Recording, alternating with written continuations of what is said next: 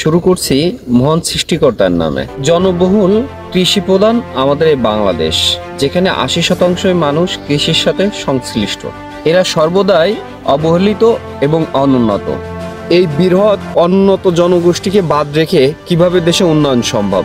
কৃষি বা কৃষকের এই ভূমিকা অনস্বীকার্য। কৃষকের যখন উৎপাদন কম হয়, তখন আমদানিকৃত পেঁয়াজ, আলু বা মরিচের দাম যে কি হয় তা আমরা সবাই দেখেছি।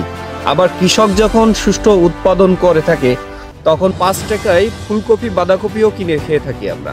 তাই বলবো, কৃষকের উন্নয়ন ও সংস্কার একটি অপরিহার্য বিষয়। মানসম্মত দেশীয় বীজ উৎপাদন ব্যবস্থার মাধ্যমে একটি নির্দিষ্ট দামের ব্যবস্থা রাখা। আমাদের মার্কেটে কৃষকরা খুব নিম্নমানের বীজ পেয়ে থাকে, যা আবার খুব উচ্চ মূল্য। এখান থেকে কৃষককে বের করে আনতে হবে।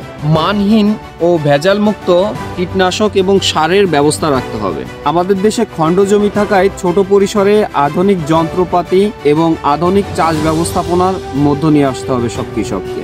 খরা, বন্যা, ঝড় ও নানা দুর্যোগের ক্ষতিপূরণের টাকা ও ভর্তুকির টাকা সরাসরি কৃষকের হাতে পৌঁছাতে হবে। সরকারিভাবে ফসলের মজুদ ও ন্যায্য দামের ব্যবস্থা রাখতে হবে। প্রাণী খাদ্যদ্রব্যের দাম নিয়ন্ত্রিত রাখতে হবে এবং প্রাণী যখন বিক্রিযোগ্য হবে তখন তার বাজার ব্যবস্থাটা নিয়ন্ত্রণে থাকবে। প্রতিটি কৃষি পণ্য সরকারি এজেন্টের মাধ্যমে ক্রয়, বিক্রয় ও পরিবহনের ব্যবস্থা রাখলে আমাদের দেশের সাধারণ মানুষ, কৃষক সবারই ভোগান্তি কমে।